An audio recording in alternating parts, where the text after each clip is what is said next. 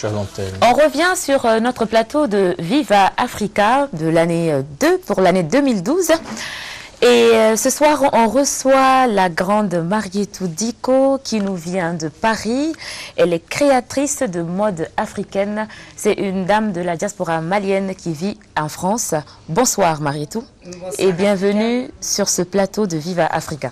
C'est un honneur pour moi d'être là ce soir. Merci beaucoup. D'accord. Alors, la mode africaine.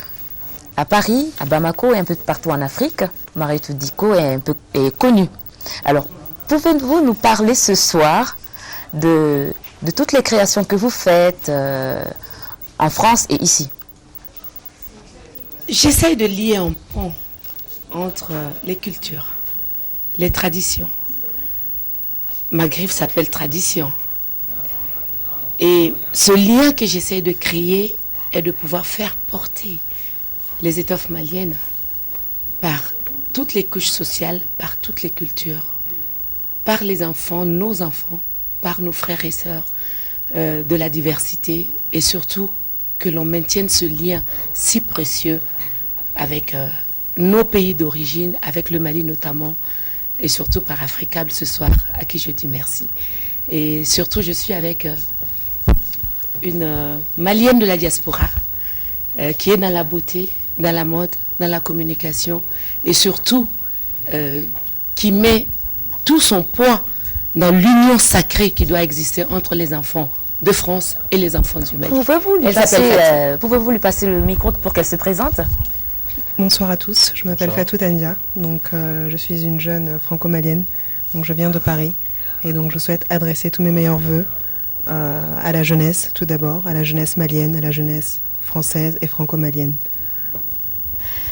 Voilà. Voilà. C'est assez bref. Tout à fait. Voilà. Alors, vous qui vivez hors de l'Afrique, comment est-ce que vous percevez déjà l'Afrique de façon générale et de façon particulière, la mode? Donc de façon générale, l'Afrique a énormément de potentiel.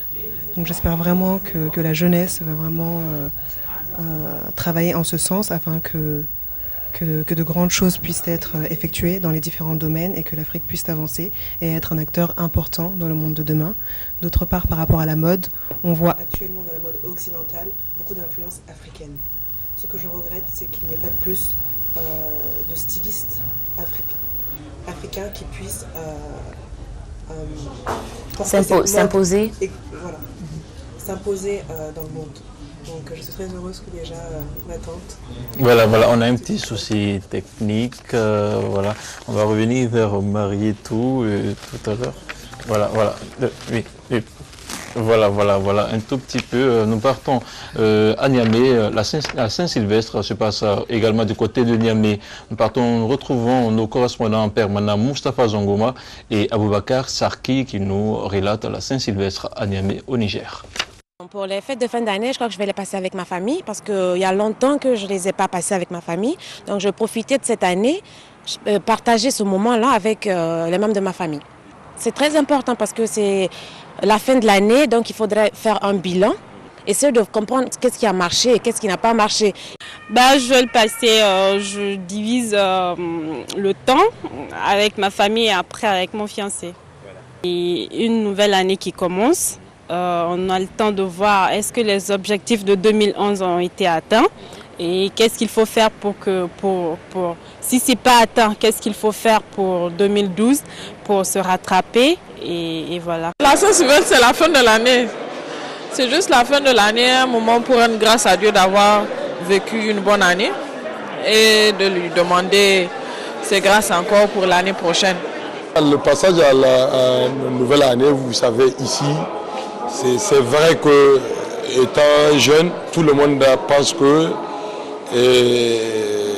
c'est 2012 qui s'annonce. Il faut vouloir se préparer pour cette année. Bon, nous maintenant, à ce stade, il faut se préparer à atteindre des objectifs. Il faut se préparer pour atteindre des opportunités en tant qu'entrepreneur. Donc, c'est tout ça. Mais sinon, par rapport à la fête, ça c'est pour les adolescents. Traditionnellement, moi je ne suis pas quelqu'un qui fête trop les fêtes, et je dois l'avouer. Et si je dois la fêter, je vais la fêter en famille ici, à Niamey. Oui. C'est le moment souvent de mise au point, pour en prendre de nouveaux engagements, de nouvelles résolutions, pour souvent faire le point de ce qui s'est passé et qu'est-ce qu'on peut envisager faire pour la nouvelle étape. Bon, dans le sens naturellement de mieux faire. En tout cas, c'est le sens que je donne aux nouvelles, à chaque nouvel an, c'est de faire le point de ce qui s'est passé et puis prendre de nouvelles résolutions qui sont souvent meilleures que celles de l'année passée. Pour la Saint-Sylvestre, j'entreprends de voyager sur le Burkina Faso. Donc c'est là-bas que je compte passer la nouvelle année. Et elle représente pour moi une année je dirais pour les nouvelles résolutions de ma vie en général. Voilà, c'était la Saint-Sylvestre à Niamey au Niger. Le Niger qui est un pays musulman, mais qui célèbre tout de même la Saint-Sylvestre.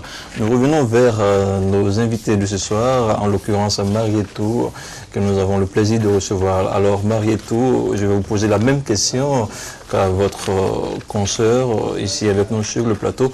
Comment est-ce que la mode africaine est perçue à Paris? Et vous, personnellement, qu'est-ce que vous faites pour mener la mode africaine, à avoir une meilleure position hors du continent?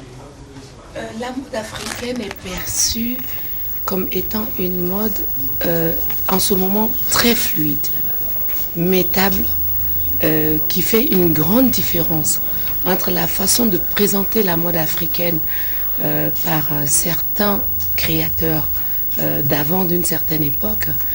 Et n'eût été Chris Sédou qui a toujours présenté la mode africaine telle que je la présente aujourd'hui en France. Une mode métable, portable, avec laquelle on peut sortir sans complexe.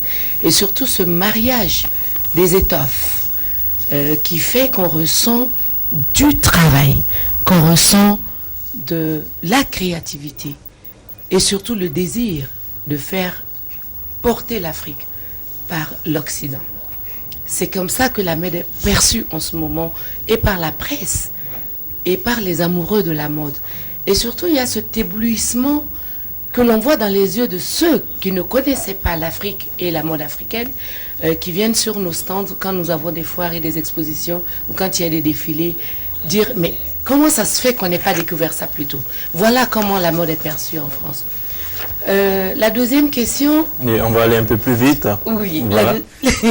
La deuxième question, ce que je voudrais surtout faire, c'est... J'ai pas quitté le Mali. J'y suis toujours, je produis ici. Mais c'est revenir autrement. C'est communiquer mon savoir-faire. Tout ce que j'ai appris en Occident, revenir au Mali, dans ma boutique à l'ACI, 2000 qui va être ouverte en 2012. D'accord. Et surtout, ma boutique qui est maintenant à côté de vous à la cité UNICEF.